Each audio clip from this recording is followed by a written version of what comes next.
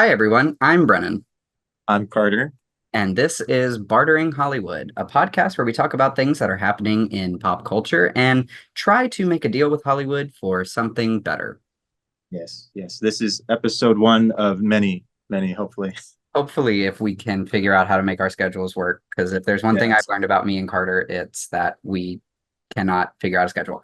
We have Um, no time management. Also, this will probably be the setup for the time being, considering Carter lives in California now and I live Yes. in Mississippi.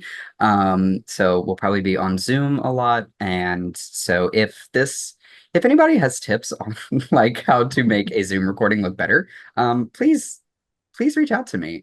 Or if anybody knows how to post on Apple Podcasts, please reach out to one Yeah, of us yeah. because I looked it up and it was like you need a podcast sponsor and all of this kind of stuff. And I think those cost money that I don't have. Um, so Yeah. we're just gonna jump right into it. I'll tell you a little bit about me, and then I'm gonna put Carter on the spot, and make him I'm tell just him. gonna go off of what you say. Okay, cool. So I am a graduate of well, I have a bachelor's in film and media art, and so I think that that makes me highly qualified to talk about things that are going on in pop culture. How I know Carter is Carter was actually the star of my senior film. It was a film that was based on my life, loosely, and Carter played a character that was very loosely based on myself, and we have been very good friends ever since. And Yes. last fall, I was actually a participant of the Disney College program. And so I got to take Carter to Animal Kingdom for the first time. Was that your first time actually in Disney World? That was my second time. The first time I went, I was a little boy. So I do not remember any of it except for like Magic Kingdom stuff. I don't, yeah. So I'm going to go ahead and claim that I had the distinct pleasure of taking Carter to Disney World for his first time. But It was amazing. recently, I'm glad you had a good time. And Carter brought his girlfriend along too, and it was an amazing day. And yeah, so you'll probably hear him talk about her. So her name's Tati. She's amazing.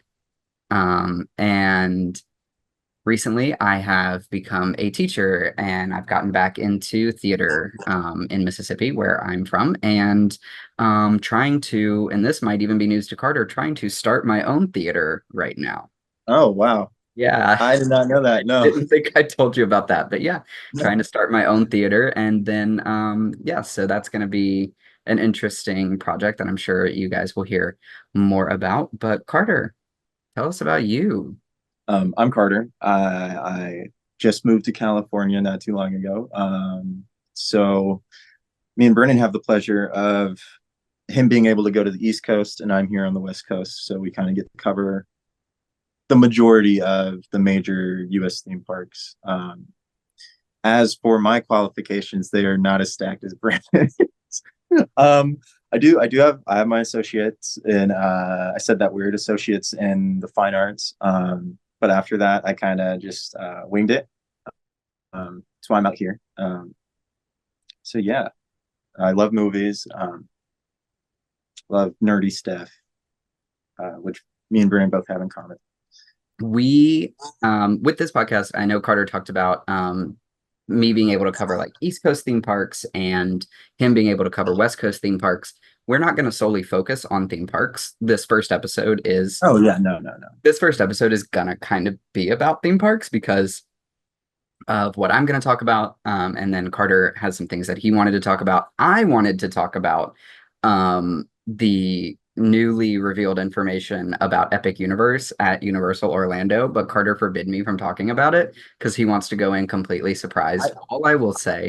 yes.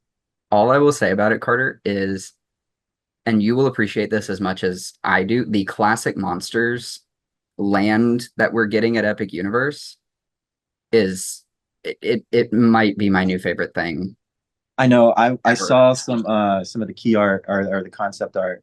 Well, I guess it's not even concept art at this point. It's like official. Oh yeah, like it's official Oh, artistic yeah. renderings and stuff. Yeah. Um, I saw some of it, and the redesigns for these characters, they have been cooking. They have been.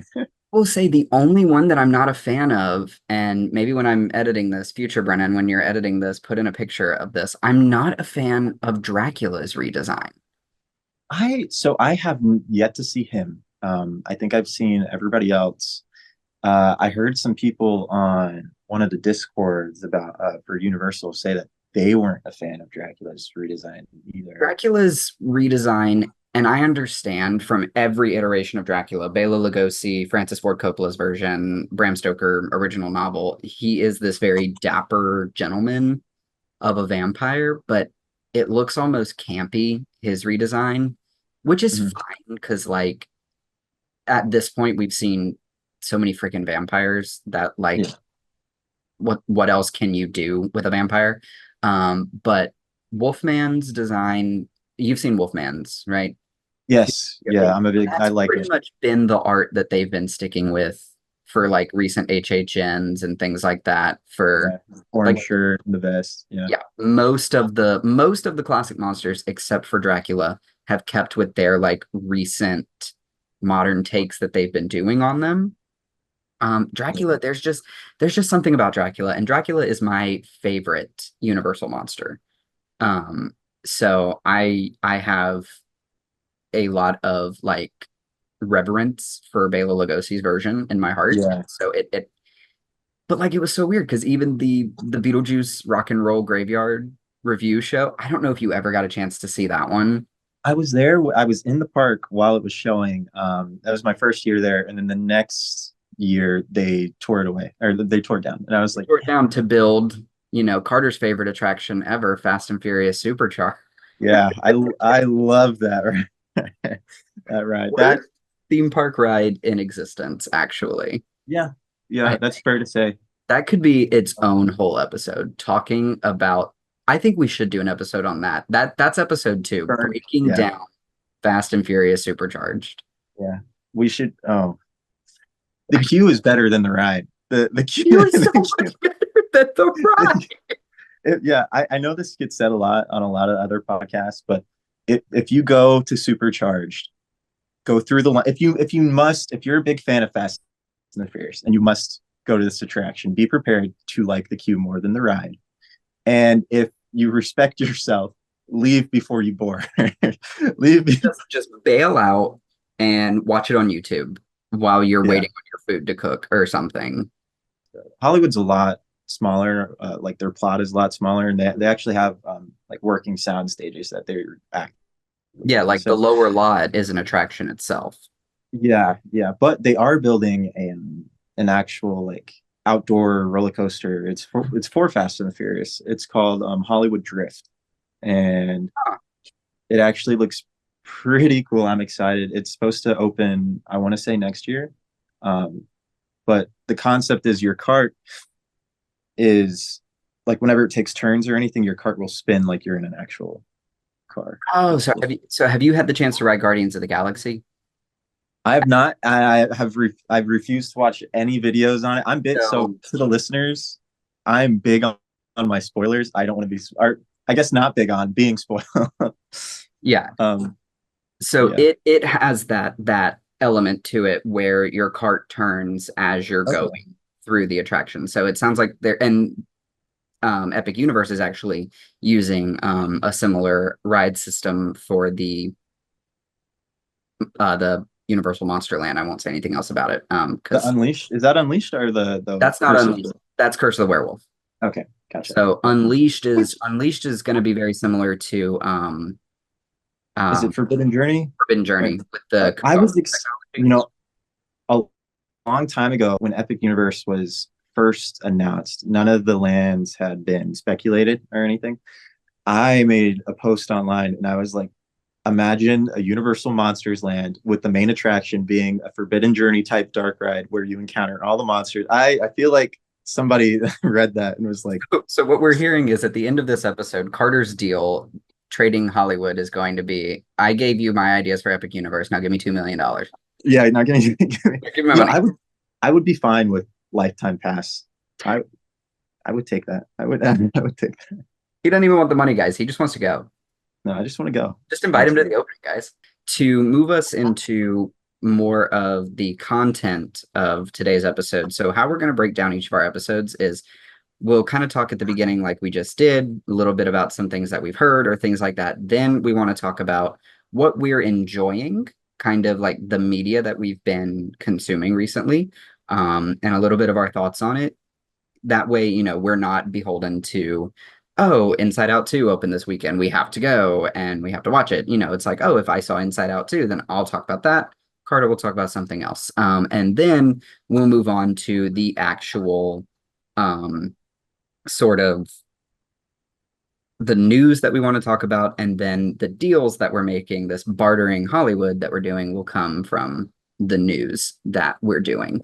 And I've been enjoying watching the online discourse about The Acolyte. I have not been watching The Acolyte. I'm waiting until it finishes. But I have been enjoying the online discourse of everybody saying, that's not how the Force works. That's not how Jedis work. When I think we're failing to remember that even George Lucas had no freaking clue how the Force worked in the original trilogy. I mean, am I the only one who remembers Leia saying, I remember my mother? But then when we saw Leia's birth, Padme died approximately 2 seconds later. Yeah. So Yeah. all of these people who are purists of that. So I've been enjoying watching the discourse of people arguing over, like, that's not how lightsabers work. That's not how the Force works. That's blah, blah, blah, blah, blah. Like, guys. I'm a huge Star Wars fan. I'm a massive Star Wars fan. Me too. Me too. Carter is a massive Star Wars fan. We are Star Wars fans. At the end of the day, it's about space wizards, guys. Who gives, and I'm gonna have to be careful and go ahead and bleep myself, who gives a flying what they decide to do with this fictional space universe? Like, if you want to be such a purist about Star Wars, guess what? The original trilogy still exists. And you can go watch the original. If you truly want to be a Star Wars purist, you can only watch the first Star Wars. You can only watch A New Hope, because everything after A New Hope was just throwing spaghetti at the wall, throwing noodles at the wall to see if they cooked.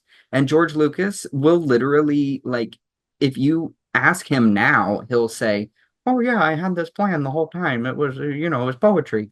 But if you asked him at the time, he's saying like, "Oh yeah, the plan was for Luke and Leia to get together the whole time," and then all of a sudden they're siblings. Like, this man had no idea what he was doing. This Yeah, I whole saga has been, what can we do to make this interesting? Oh, let's do that. And then 2 movies later, we're going to retcon the whole thing. as a huge Star Wars fan, I think what people forget in the discourse is that, um, at the end of the day, Star Wars has always been an action adventure sci-fi, and when you're getting stories that follow one character for 9 movies, it gets you kind of you do every plot line you could possibly do in the Skywalker saga. I can understand fans being angry with like lore being ignored and everything, but like you said, if you're not feeling it, you don't have to watch it. And lucky for you, it's in the old Republic era. Like this is way before any of your Star Wars even happened. So I, you know, you can turn that blind eye to it if you're not a fan of it. And yeah, I feel like everybody's like Star Wars is dead, Star Wars is dead. And I'm like, Star Wars can't die. I'm Star sorry. Wars will never die. Star Wars will never die. As long as there is a single soul on the earth, Star Wars cannot die. I would say it's probably uh the most known franchise in the world of Oh pop yeah. culture. I mean, I mean, between Star Wars and Star Trek, I mean, you get the most amount of like pop culture references, most parodies are made about those Yeah. things. But yeah, I agree with that. That Star Wars has probably the most endearing um legacy of anything because I mean, as long as there is a marketability of anything, that's into the story. As long as there's a Yeah. marketability of anything. I mean, we saw it this year with X-Men 97. Like Yeah. people started talking about the old X-Men cartoon again when they put it on Disney Plus, and Disney said, "That's interesting. People are talking about that." So Yeah. guess what? They continued the old series. And I will say, like, growing up on Star Wars, having my father introduce me to that world that was crafted, um, I fell in love with it. I fell in love with the universe. I fell in love with the lore. Luckily, I was fortunate enough to be at an age where when the Clone Wars series on Cartoon Network came out, I was like Mm. perfect, perfect age for that. So I got all of that, like the storytelling from all those movies and series together, and it just made me fall in love with it. And I don't think you know I can't see a world where Star Wars isn't the number one. And I Uh, mean, like you said, have is what you've been enjoying the Pirates of the Caribbean series? Is that what you wanted to talk about as what you've been oh, enjoying? oh yeah, yeah. I've also been in Pirates of the Caribbean. Yeah. So, like, I mean, Um, even the Pirates, like they ran that yeah. series into the ground on Yes, they do. purely on the idea of Johnny Depp's Captain Jack, like Johnny Depp's Jack Sparrow. Which one thing I think can be, or not can be, it is overseen, is people forget that Will Turner is the main character of that movie, of Yes, the thank franchise. you, thank you, thank you. People forget that Will Turner is the main character, and I think even the directors forgot that Will Turner was the main character. Up until the last film is about his child. Yeah. Um, like I've had conversations with people about it, and even like Fortnite, right? They're adding the pirate skins to Fortnite, and they left out Will Turner. And I'm like, how do you have Davy Jones, Barbosa, Elizabeth Swann, and Jack Sparrow, and two of those characters, Davy Jones and Barbosa, I would switch out either one, Oh yeah, probably Barbosa. But I'm just like, how do you forget that? Because the first film is about, we need to find Will Turner. His blood is what we need to fix our curse. And I don't know. and I mean, It's so silly. Johnny Depp's character was the comic relief of Yes. that film. And so much of the performance of Jack Sparrow, I mean, you've probably heard this story too. It was not in the script. All of this drunken sailor, this kooky, why is rum gone performance was Johnny Depp. Like, if they had not cast Johnny Depp in that role, Jack Sparrow would not have ended up being the focal point of the franchise in the Oh, he way. wouldn't be an icon. It's about Will, and like you said, you couldn't have a Will Turner animatronic in the ride and people be okay with it. But you can have a Jack Sparrow animatronic in the ride and people be okay with it.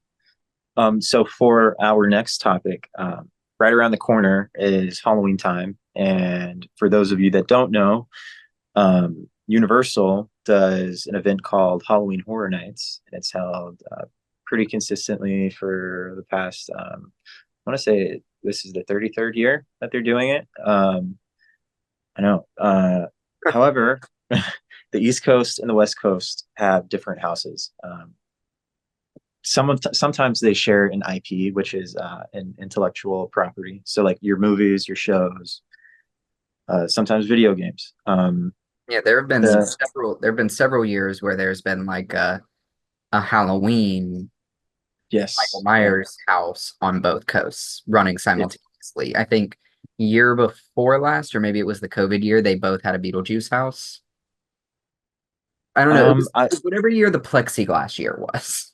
yeah, I want to say that was 2020, and then that got canceled, and then they did it in 2021 with the plexiglass.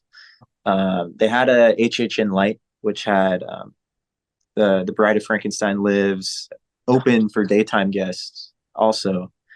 Um, but yeah, this year we're getting for both coasts, we're getting A Quiet Place, which is going to be interesting because it says to survive, you got to be quiet. So we don't know if there's any like triggers based off of noise level or anything like that. But Right, that's because going to be usually the houses rely on dialogue tracks or music yes, from the films.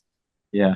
Um, That'll be interesting. I know, and they apparently they spent a lot of money soundproofing this house. I think I read somewhere that I could be wrong. So don't take this as set in stone, but I'm pretty sure this was the most expensive house of the year um, because they're soundproofing their rooms. So So it that is would really be cool. like sensory deprivation, like It walking. it might be. It really might be. And I think that is awesome. I'm so excited for that. That Another, specifically makes me want to go to Horror Nights. you should go. You should go. We I've can never been. compare. You need to go. This should be your first year. Okay. You should go. Every year you're gonna like this.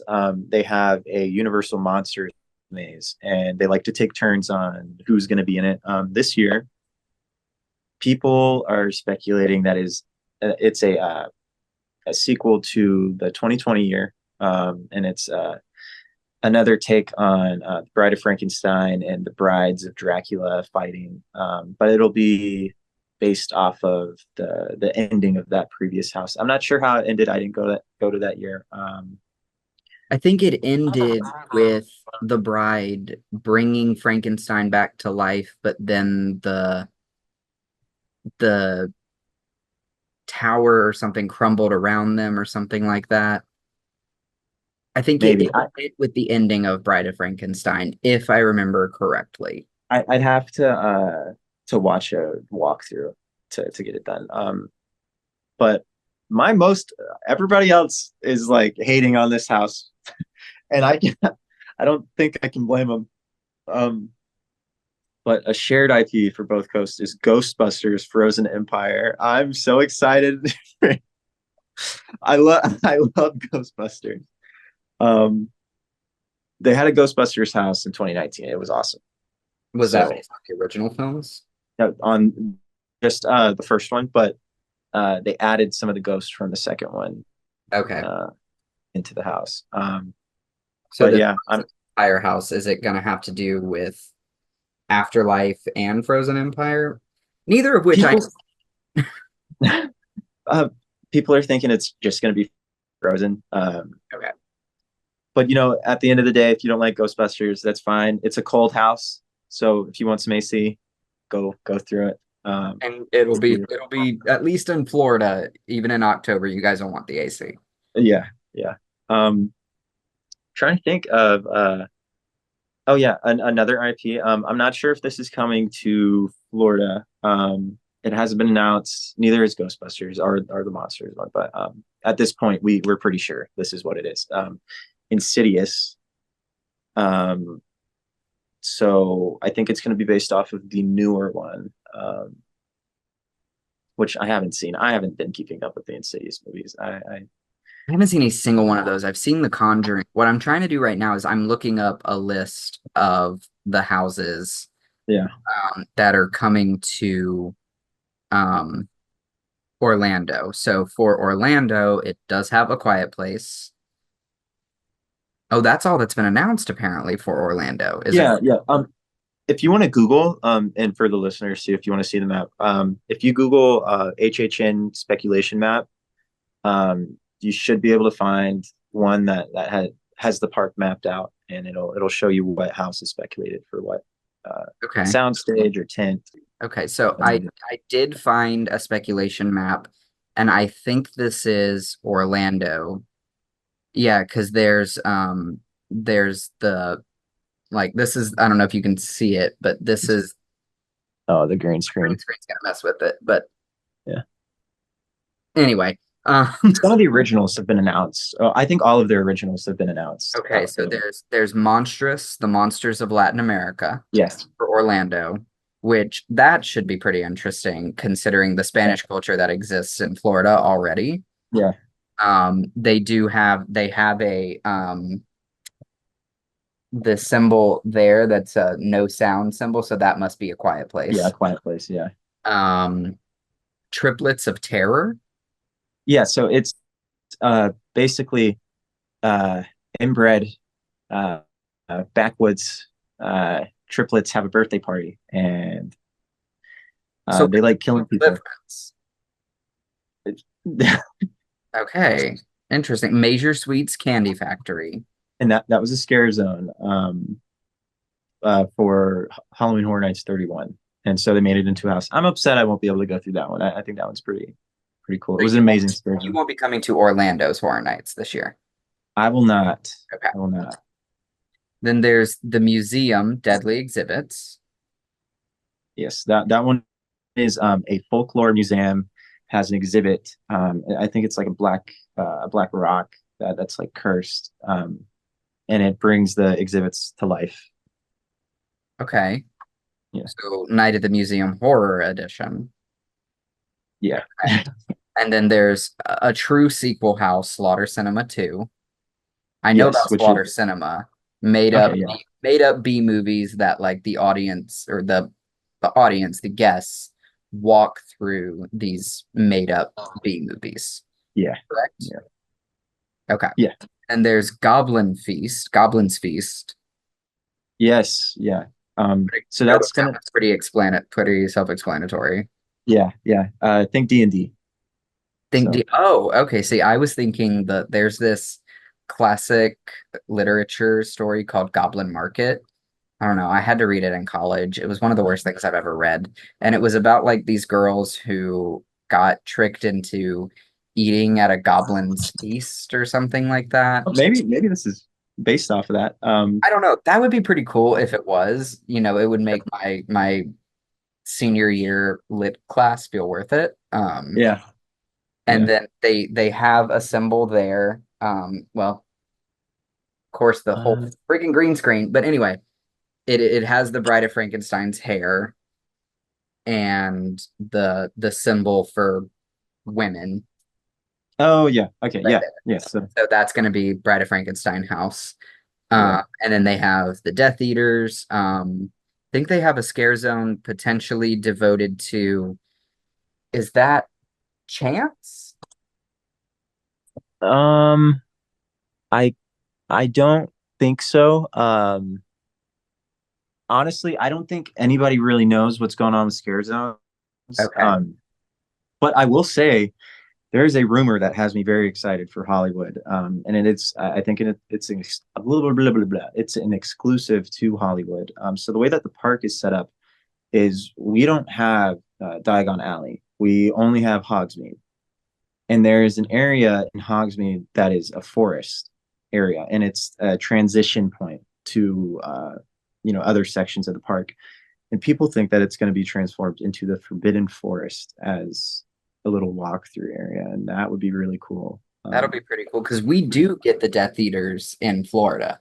Yes, We yeah, get them in Diagon Alley. So yeah, that would be pretty cool to see. Or Hollywood have their own yeah. They version. come out in Hogsmeade as well. I want to say Oh, okay. I don't know what time or like what time of the year they come out, but it could just be an October thing, Okay. like a Halloween thing for you guys. Okay. But yeah, Do we know who the icon of this year is going to be, or is it going to be a yes. icon? So we do. It is a new icon, and it's kind of meta. Um, Okay.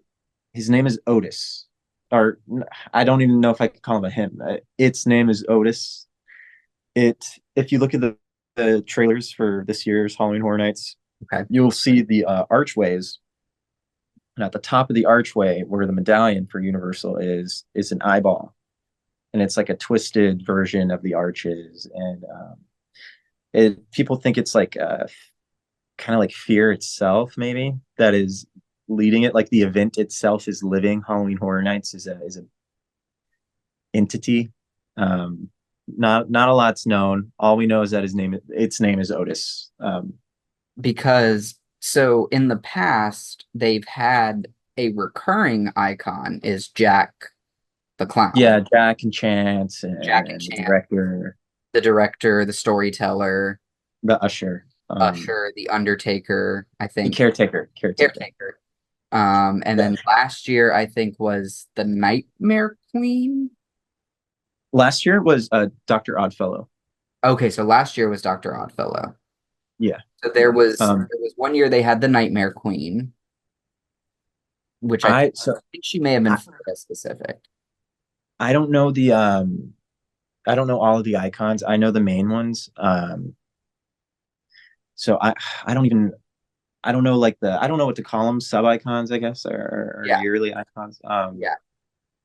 But yeah, I know like they The had like Pumpkin King at some point. yeah, the Pumpkin King was for 31. They had Lady Luck, Bloody Mary, um, Eddie, which is Jack's brother. Jack's brother. Yeah. The Um, Halloween Horror Nights lore, goes like deep. if you guys have not ever participated in anything to do with Horror Nights, like no matter what year you go to Horror Nights, they're all connected. Yeah. Every Horror Nights is connected. The city of what is the city in Ohio? Is it Um, say that again. is it Cary, Ohio? Yeah, yeah, Cary, Ohio. I was gonna say it starts with a C, and it's escaping my mind. But That's the oh set. no, is it Scary, Ohio, or It might Cary? be Scary, Ohio. I think it's probably Cary though. I think it's Cary. But like that's the setting of a lot of houses and scare Yeah, zones. yeah. Universal. If you ever run out of movie ideas, Halloween Horror Nights is right there. Halloween Horror Halloween Nights. Horror Nights is right there. You have a universe, an extended universe at the palm of your hands. And it's something that's never been done before, except for your own brand of Universal Monsters, an interconnected, like massively interconnected universe besides The Conjuring Right. And I mean Insidious. they've got Peacock now, which Peacock has like little to no original content other than Yeah, reality shows. Give us something based on Horror Nights. That would be awesome. yeah. I mean, I would even love a show about icons, and then you could give us movies based off of houses that don't I mean they don't even necessarily need to be lore connected. Like I would kill for a Dead Man's Pier or movie, or a new Universal Monsters movie based off of Legends Collide. Right. Do you probably remember the TV show Tales from the Crypt?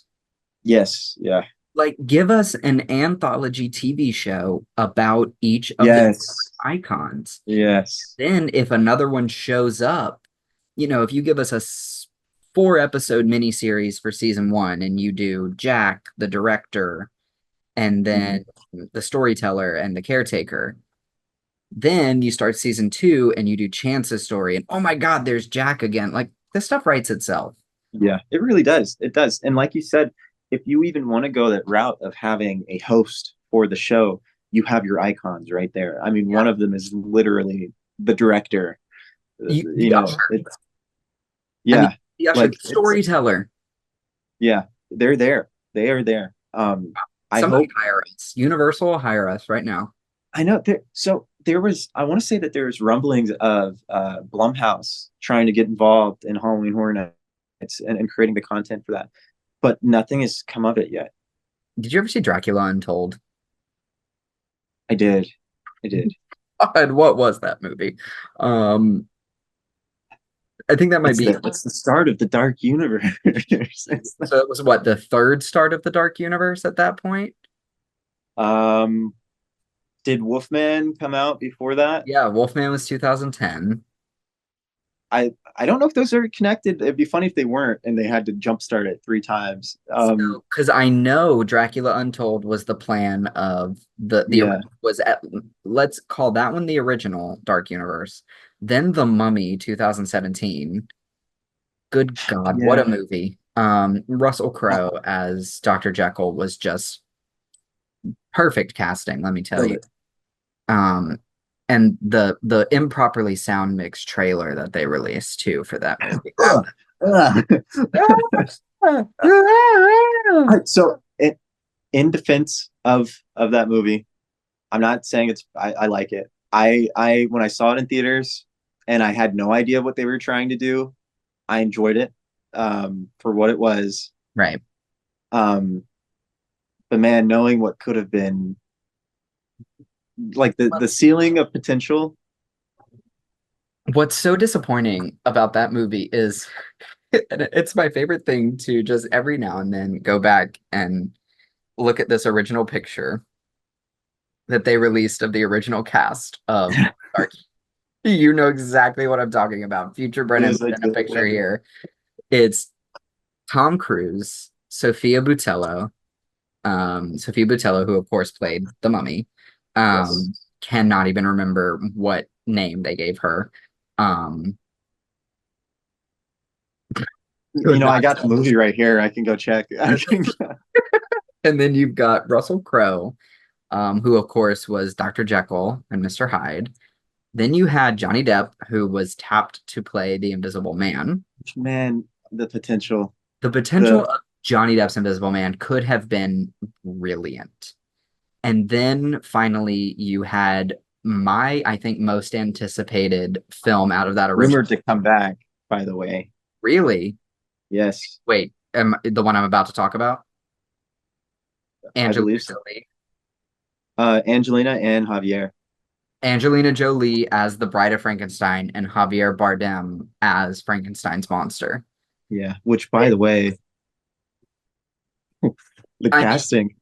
when they announced Angelina Jolie as the Bride of Frankenstein, I think, and with Bill Condon made the 2017 Beauty and the Beast remake. Um, I was super excited about that adaptation Yeah, of The Bride of Frankenstein. And I was so interested that they were doing The Bride of Frankenstein before they tackled before the monster. Frankenstein again. Yeah, So I was so interested to see, like, okay, are we going to pick up potentially in a modern day society like we did with the Mummy and Untold. Yeah, and like they did with Untold, where they ended Untold. Like, are we going to pick which up in a by the way, I don't think them leaving out a cast for Dracula was unintentional. I think that they were trying to plan on shoehorning Untold into all of this. it would have made so much sense. They Yeah, tried to shoehorn in the Brendan Fraser Mummy movies, if you which remember. my favorite movie of all time, by the way. If you guys don't know that about me, that is my my Oh, favorite Carter movie of will all talk for 2 hours about the Brendan Fraser. time. I think the first time I rode in Carter's vehicle somewhere, there were like 3 DVD copies of the Mummy in there, Yeah, it's a problem. It's and we watched it on Netflix or something in the car. yeah, yeah. I have over 15 copies of The Mummy. I mean, Just the first one. there are worse favorite movies out there. There are. It's to me, it's a perfect action adventure movie. Yeah. I But don't, to kind of condense all of this into one thing, isn't it crazy how early spooky season starts in things? yeah. How Midsummer is it? What is the what's the Summerween? Is that what it's called? Summerween. It just started this. I want to say last weekend.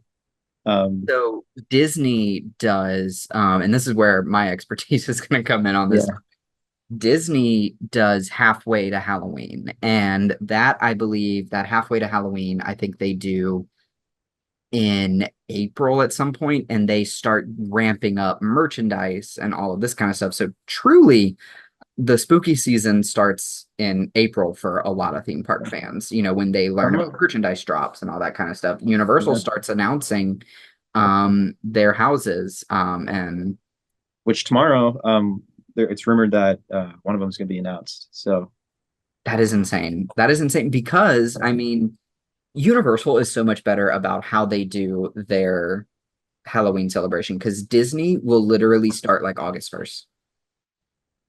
August 1st, you can start going to um Mickey's Not So Scary Halloween Party, Hmm. which is absolutely insane to me, especially considering when you get to the Christmas season.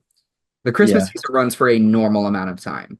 The Christmas season runs from like November 2nd through like January 3rd. That is a normal amount of time for a holiday season, a 2 month period. Like, even if Disney wanted to be like September 1st, it's Halloween. But no, they are like, all right, you guys had July 4th. Get ready for some pumpkins. Like, Yeah. Get that's ready. I'm There's some Halloween merch out at Disney California Adventure already. are you I want to serious? sell. Yeah, they got Already? some Lightning McQueen Halloween merch. God. So Wow. yeah. So like I 100% am very interested to see too now that Epic Universe is opening with Darkmoor, the Universal Monsterland. Are they going to have some sort of extension of Halloween Horror Nights? You know, I people think not for the first year, which I understand. That's a lot, and you want to capitalize on the possibilities of that. One thing that excites me is they have room. Every land I want to say has room for an expanded area. So if they ever wanted to make another ride for each land, they could. Um, Now I don't know if they already have. Universal, I'm begging you. I'm begging you. Bring back the Beetlejuice Rock and Roll Graveyard Review. Bring it back. Yeah, they did a two-part Halloween Horror Nights. I want to say in the 2000s, and they got in a lot of legal trouble with that because they Really didn't ask. Yeah, they didn't ask Marvel if they could. interesting. Yeah, I mean, hopefully we get the attendance rates for Halloween Horror Nights are astronomically high. Wait times are averaging like an hour and a half whenever the event starts, maybe up to 2 hours for some houses. They have a capacity issue, and opening two parks would help so much with that. Um, my only concern is I don't know how far Epic Universe will be from Universal Studios, Florida. Yeah. To wrap that up very quickly, I am very excited to at least see the content from HHN this year if I don't get to Yes. attend. And thankfully, Carter will be boots on the ground in California to report back Yeah. on what the best houses are. Do you have anything left to say, Carter, on that before we move on? Um, no. If I mean, if you have never been to Halloween Horror Nights, I can't recommend it more. Um, Definitely go. It's not as scary as you think it is. Okay, so the next thing that we are going to talk about, and this is going to be where my East Coast theme park knowledge comes in. As you can see, I'm broadcasting to you live from the lovely Chinese theater at Disney's Hollywood Studios. But no, I will not be talking about anything happening at Disney's Hollywood Studios. Like I mentioned before, I will be talking about Disney's Animal Kingdom. So, was it October that you and Tati came to visit, Carter? Yes, October. Yes. So in October, I was able to take Carter to Disney's Animal Kingdom.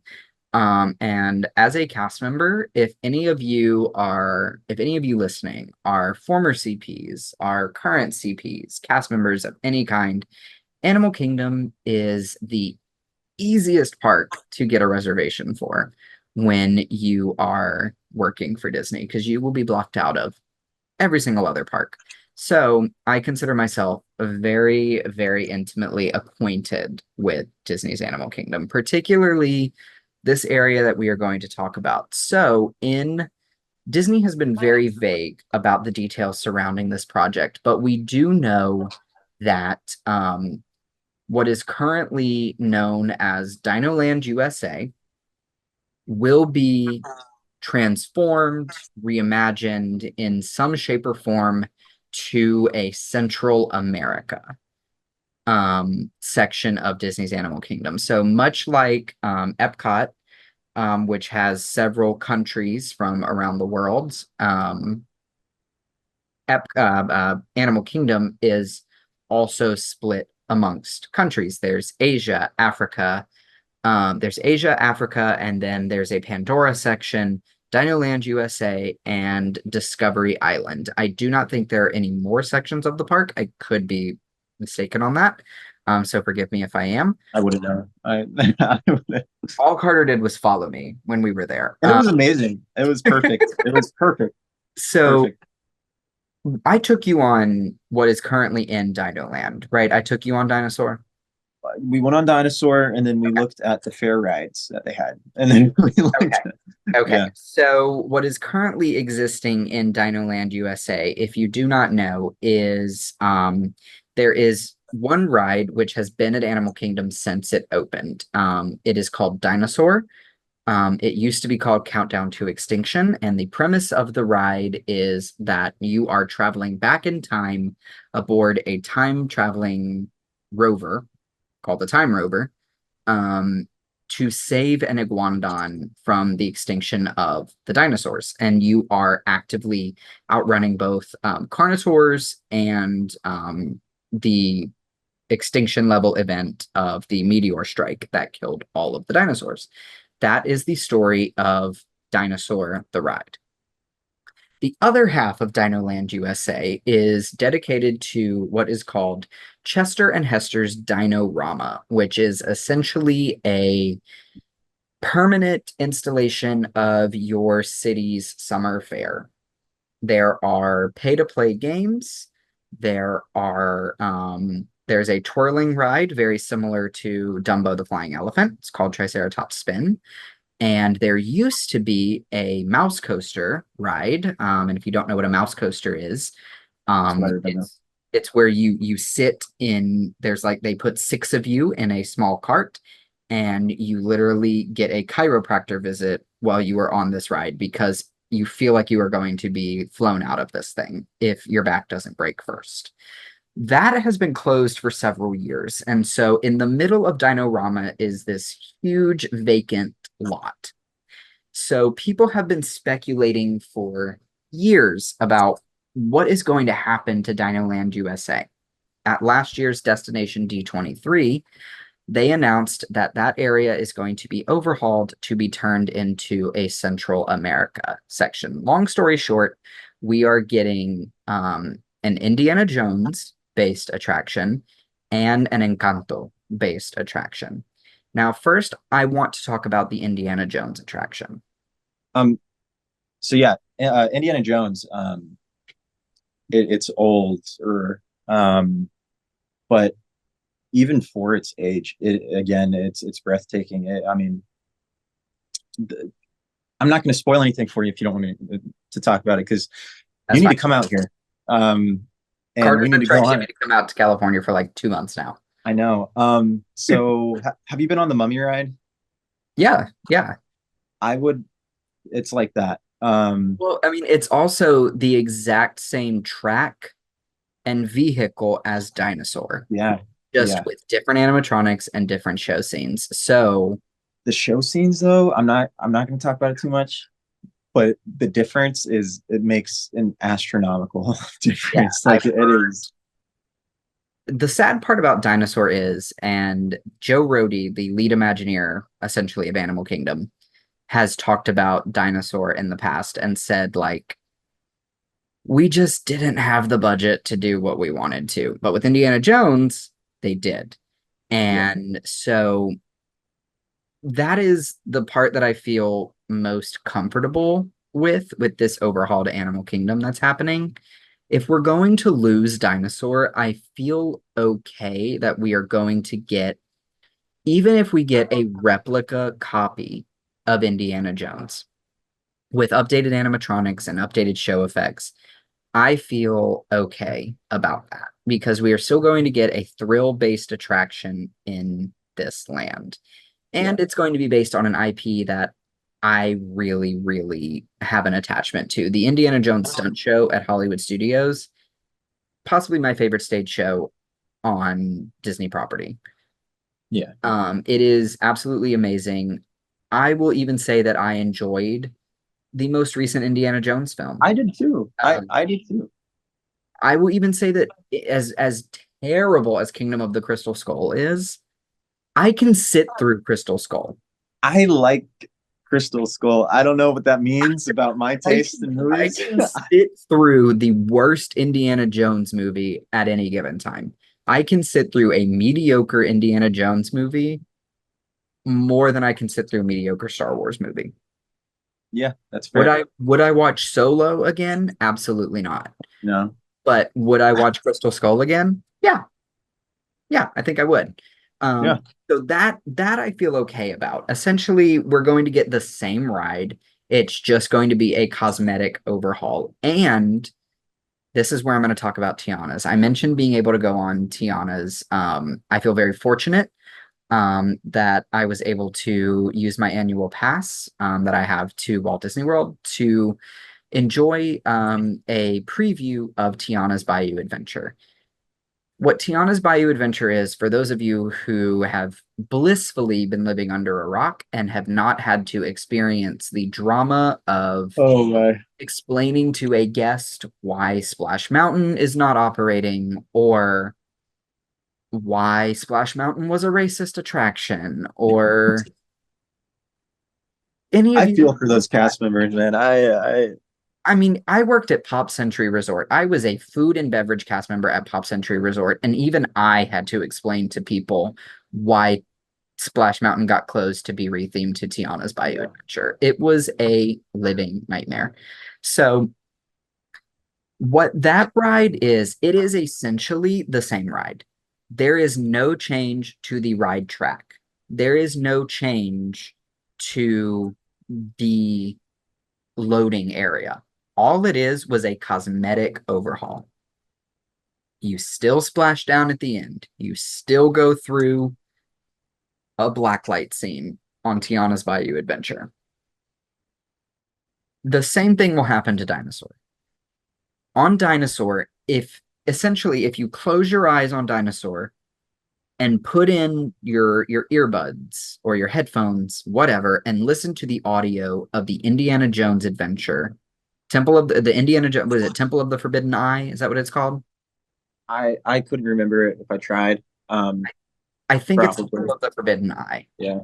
If you listen to the audio of that ride, you are essentially experiencing the exact same attraction from start to finish because the programming of those ride vehicles, the turns that you make, the ride track is exactly the same. Different animatronics, different effects, different sensory things, of course, but I feel okay about that. What I feel a little questionable on is Disney's ability to create a brand new attraction. Because as much as Tron Light Cycle Run is a fun attraction, it lasts for a minute and 30 seconds. As fun as Guardians of the Galaxy Cosmic Rewind is, it lasts for 2 minutes. And the new, and it's so sad to say, but the new on a Disney attraction wears off so quickly. It wears off so fast because people talk it to death.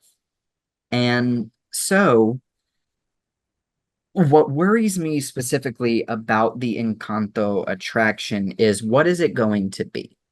Because at Animal Kingdom specifically, there is not really this focus on cultural aspects of the stories that are being told at Animal Kingdom. Animal Kingdom, that's what Epcot is for. Epcot is the cultural epicenter of the Disney parks worldwide. That's why they have the World Showcase. And Animal Kingdom is the focus on animal conservation and wildlife knowledge, essentially. Literally the phrase of animal the catchphrase, the slogan of Animal Kingdom is not a zoo. It's a word that Disney made up. Not a zoo. Say it as one word, you say it slowly, not a zoo. So the focus of Animal Kingdom is yes, we are encouraging you to explore these animal stories and explore these stories in a new way. But when you go home, we want you to remember the feeling of being with these animals, not just that, oh, I Mhm. saw an elephant there. So what worries me specifically about Encanto is how is Encanto going to fit better into Animal Kingdom than it would in Epcot? I'm And, also curious about that. and I am. have you seen Encanto? Yeah. Yeah. So of course there's the young cousin who in the film is granted the magical power to talk to animals. Yeah. So what I can imagine happening is some sort of casita based roller coaster of some kind that, or roller coaster or screen based ride. God forbid it be a screen based ride. Oh Um, no. we could do a whole episode on Universal screen based rides and Disney screen based rides. They are awful. I hate screen based rides. But this attraction, that is the only thing, the only part about Encanto that makes sense to me that would fit into Animal Kingdom is if it were to focus on that younger cousin's ability to speak to animals. And in the film, we see his room is this huge jungle where all these animals live. So if we're taking some sort of roller coaster adventure through that, yeah, It's Velocicoaster, but it's Velocicoaster, but it's for Encanto. And yeah. if that's what we get, okay, fine. I see how it fits into Animal Kingdom. What I fear is that we are going to get another stage show at Animal Kingdom. Mm. Because Animal Kingdom currently is home to three stage shows. It is home to Finding Nemo, the Big Blue World, and or the Big Blue and Beyond, I think they call it. It used to be called Finding Nemo the musical. Now it is a shortened version of that original show. It is also home to Festival of the Lion King, which holds an almost equal place to the Indiana Jones Stunt Spectacular in my heart. What I fear is that we are going to. Oh, and it also has Feathered Friends in Flight, which is a show that features birds doing stunts. Which we got to experience a little flyover after we went on A Bug's Life. Um, We did and actually. that was magical as you could get, in my opinion. It was amazing. I think It Carter might was, have stayed in front of the Tree of Life for about 10 minutes after that, yeah, waiting for the birds to fly back. yeah. But yes, so what I fear is that we are going to get another stage show where it would be either Mirabel or another member of the Encanto family telling us about animals, which, as much as that has its place at Animal Kingdom, I would not be willing, and I say this like I have any stake in the Disney parks, I would not see the value in getting rid of Dino Land as a whole to bring another stage show to Animal Kingdom. So my hope is that we get some sort of coaster or at least some sort of ride based on Encanto. And we're also we're getting a new stage show at Animal Kingdom with the retheming of It's Tough to Be a Bug. Um, It's Tough to Be a Bug will be rethemed to a Zootopia themed attraction. I hate that. I hate that. I hate that. I hate So if we get a Encanto stage show, as well as debuting a Zootopia stage show, and I'm not saying that there are rumors of a Encanto stage show. I'm just saying that would feel to me not worth it to get rid of these iconic opening day attractions can't do this right now. of which I mean I think we discussed earlier Hollywood Studios has zero opening day attractions left. Yeah. Yeah. Um and I believe Animal Kingdom has maybe three. Kilimanjaro Safaris, Kali River Rapids, and maybe It's Tough to Be a Bug. If I know their opening dates. Do not quote me on that. Um, but with all of that being said, as we are getting a cosmetic overhaul of Dinosaur, I feel confident in it. Disney recently announced the completion of the reimagining of Epcot. And what I will say is, Disney, you forgot something. You forgot to finish reimagining Epcot before you announced the completion of reimagining Epcot. They knocked out what was known as Innoventions. Innoventions East was a eatery and shop. They knocked those out and redid the eatery and shop and opened those up fairly quickly. And then Innoventions West was a interactive zone where you could see the new technologies of the time. And what they replaced it with is essentially a festival hub. So if you're not familiar, Epcot is really known for its festivals: Festival of the Arts, Food and Wine Fest, Festival of the Holidays, where they bring in specialty foods from every country and drinks. And so what they've replaced Innoventions with is a festival hub known as Communicore, Communicore Plaza and Communicore Hall. Communicore Hall essentially looks like a college cafeteria. And Communicore Plaza is currently home to Celebración Encanto, a musical sing-along. So my confidence in Disney opening brand new attractions is not high.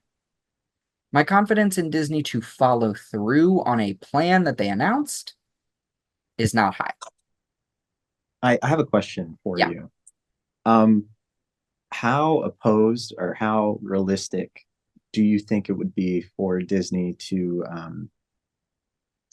kind of go back to their roots and open up a non-IP ride, like Oh, an that'll act never happen. never happened? You think That we're will, far beyond that? we are so far beyond attractions like Big Thunder Mountain or Space Mountain. We are so far beyond attractions like Expedition Everest.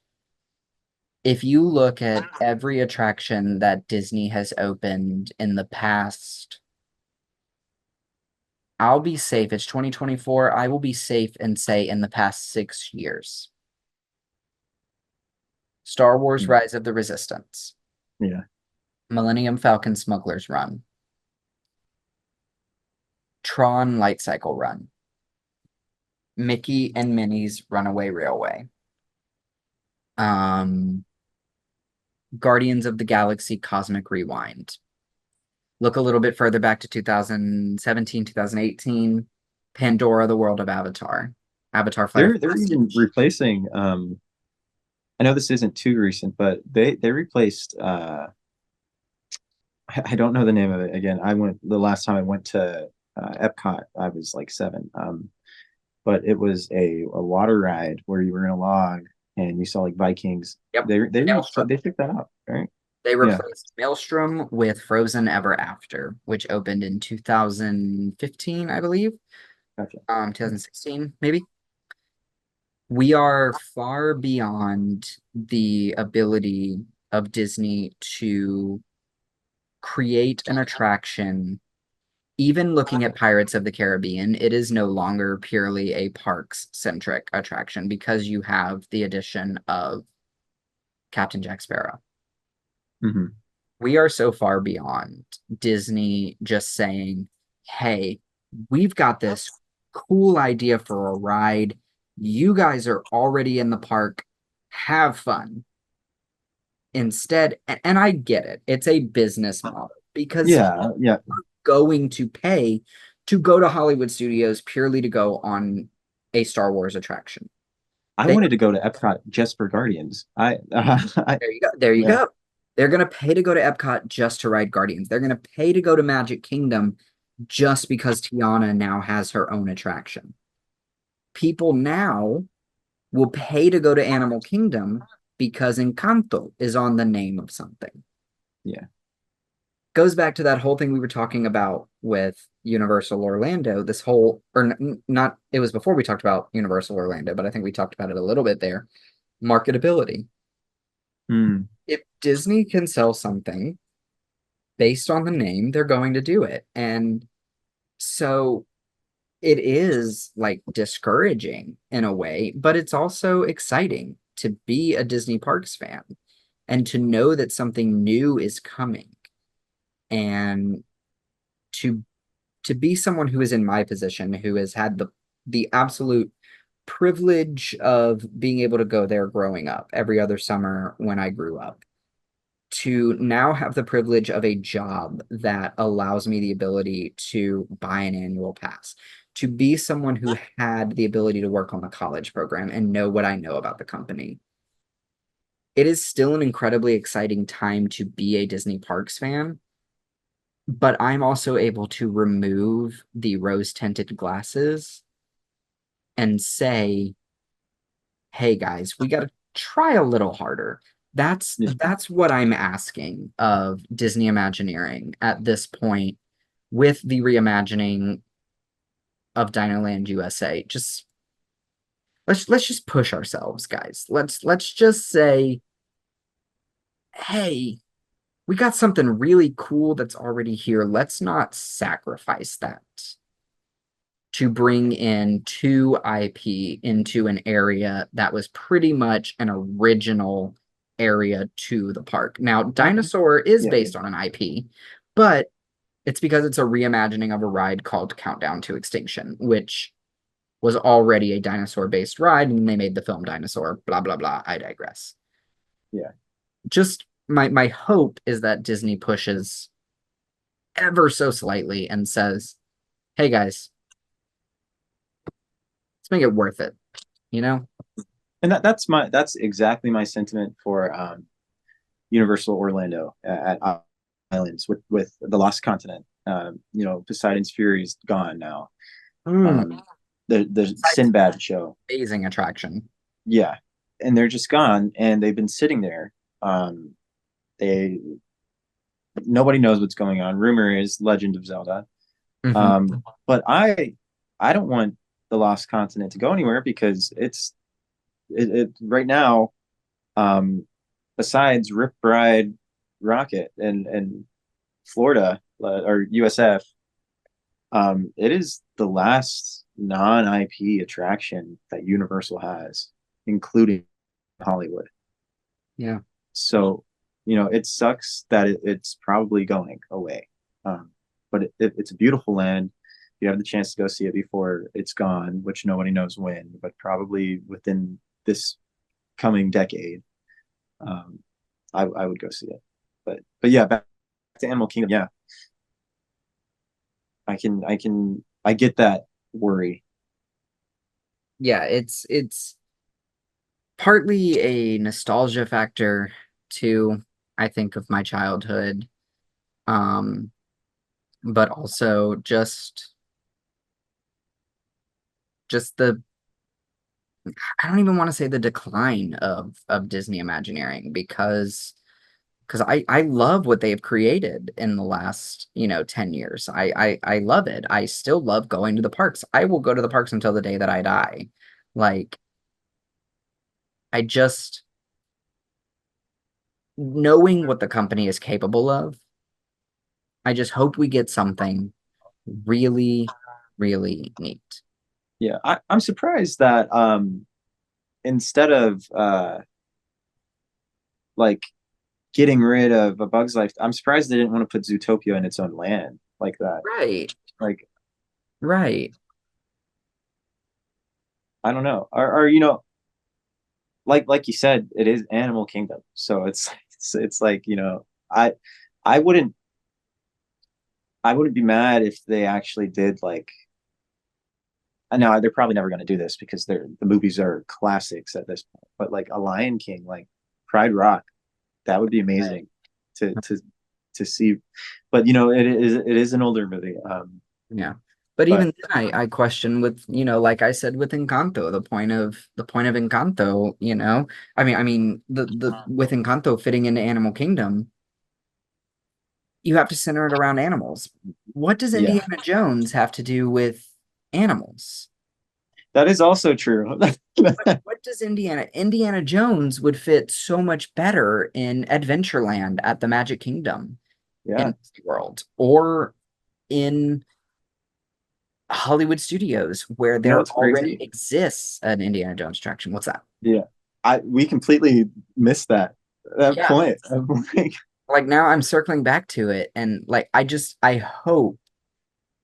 hope that Disney pushes themselves to say, let's justify this, let's make it fit, let's create an original story with the IP that we have that would be amazing if it's and not a one for one. like truly it can be the exact same attraction. But I mean, time travel exists in the Indiana Jones universe now. Yeah. After the most recent film, it exists in the Indiana Jones universe. So carry over the idea of time travel from the Dino Institute. You know, Yeah. it's just Disney has a lot of opportunity here, and I guess my biggest concern is that are they going to fumble? Are they going to fumble the bag? That's that's my biggest concern, and that's I'll get off my soapbox now about that. I had to Well, get all that off my chest. yeah. I'm very curious to see.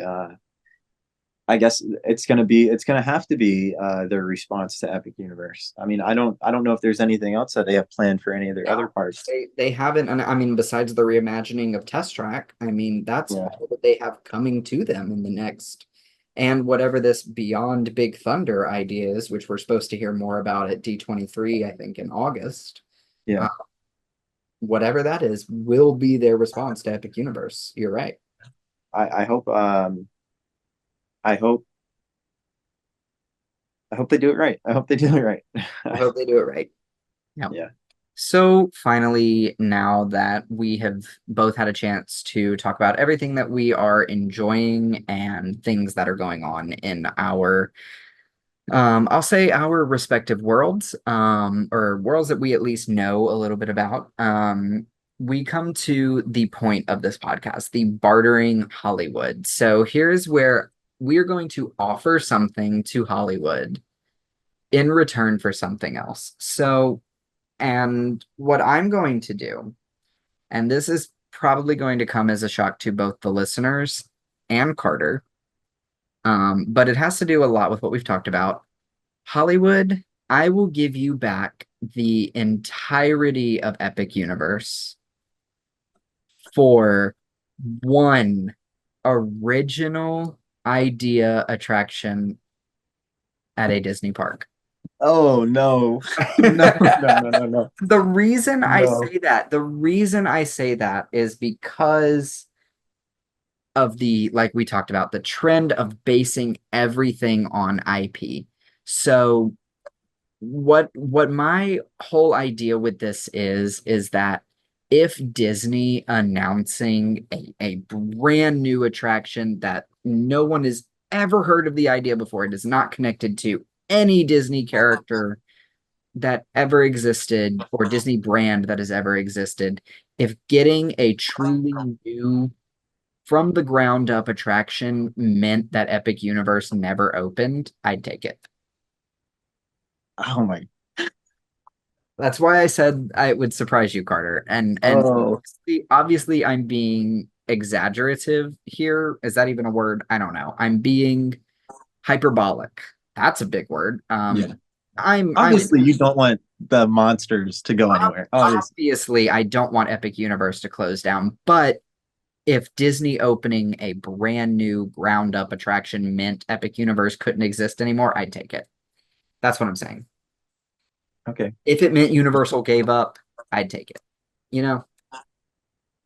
So what are you thinking with this, Carter? For my barter. Yeah, what are we thinking? Okay. Um, I was thinking I would stay in the pirates realm, but I I I just can't I can't think of anything that I would barter for pirates. I love the ride. Amazing. ride over here in Anaheim. Hmm. Uh, but I think that I would give up the entire footprint of Hogsmeade here in Hollywood if that meant that Avengers Campus in Disneyland had all of its promises fulfilled. Oh, that's a good one I I would.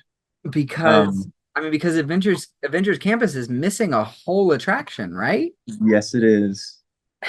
That's a Yes, good it is. one. Okay. I love Harry Potter. I love the franchise, not the Yeah. yeah. I love the park. Um, Orlando just does it better, man. Orlando just You does it would better. you would get rid of the carbon copy Hogsmeade in Hollywood Yes. if it meant Disney built that remaining attraction for Avengers Campus. And I will add, if they got rid of web slingers and I haven't even ridden web slingers, but just the whole idea of web slingers is like, really? Toy Story Mania is already in the park. Yeah, and it's so much Um, fun. yeah, and on top of that, you have a ride that opened in '99 or the 2000s in Orlando based off of the same IP that does it so much better. Does it? Yeah, Um, of course, for those of you who are not 100% familiar with Universal Orlando, they have The Amazing Adventures of Spider-Man, which is one of the best theme park attractions to ever exist. yeah, It combines screen effects with physical props and effects, and it is, even if it breaks down halfway through, you are still going to have a good time. yeah. It was definitely. I think it might have been the first of its kind. That type of dark Oh yeah, ride attraction that it was. Um, it's still amazing to ride that ride. oh yeah, I ride it every time I go. I can't miss it. But yeah, no, that would be my barter. That is an Um, interesting trade. yeah, I know that's pretty. That might not seem equal, but to me, the Hogsmeade Well, and no, Orlando. it's so interesting to me that both Universal and Disney have this idea of let's just transplant an attraction. I guess it just saves money. Because even at Epic Universe, we're getting Super Nintendo World, which Yes, yes, we already are. exists for the most part. I think we're getting one different attraction. The Donkey Kong We're getting coaster. Donkey Kong in Orlando, which doesn't exist in Hollywood, but you're still getting Mario, or you're still getting Mario Kart. You're still getting the same basic layout of the land. Yeah. So you've got that. Then Universal brought over Hogsmeade to Hollywood. Disney is now bringing over Indiana Jones. Now they're also going to build a Pandora at Disneyland. You know what's this also goes into Halloween Horror Nights. Monstros was a house in Hollywood, And and they're now bringing it over to. and Hollywood is doing a house called Dead Exposure, which was an Orlando original. And So now it's it's not going like, to be based exactly on that, but the but name still, itself. it's like you bring these the whole idea of having a park on two coasts is to differentiate and serve two different markets. Yeah. You're going to serve two different markets, but yet you're going to serve them the exact same thing. I Now, I mean, like that a lot. I can understand you know a family in New York or Virginia or the Carolinas, they might not, if they go to Disney World, they may not be able to go all the way out to California. So, riding something that's exclusive to California and vice versa. But also at the same time, it's like a trip to Orlando is probably going to cost the same as a trip out here. So Yeah. I don't know. It's No, interesting. I 100% see what you're saying. I like that trade a lot. If getting rid of one carbon copy land means you get an original attraction somewhere, then I'd take that deal. Hollywood, I take it. Hollywood, Hollywood, if you're listening, Yeah, we've got Hollywood, dear Hollywood. Hollywood, we've got the deal for you. So I'm trading you one original Disney attraction based on no IP for Epic Universe's entirety. So I crazy. you I know, I'm insane. You can take back all of Epic Universe and give me one new original Disney attraction. That's what I'm trading you. And Carter, you are trading them. I'm trading them the entirety of Hogsmeade in Hollywood for a unfulfilled promise at Avengers Campus here. So there you go. So Hollywood, we're waiting for you to reach back out to us, Yeah, answer that phone. whether you are Universal Creative or, Disney Imagineering.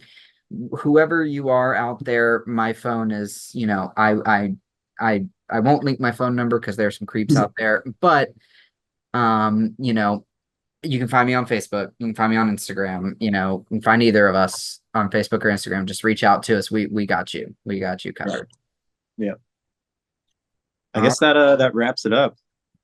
Um, so thank you if you made it this far.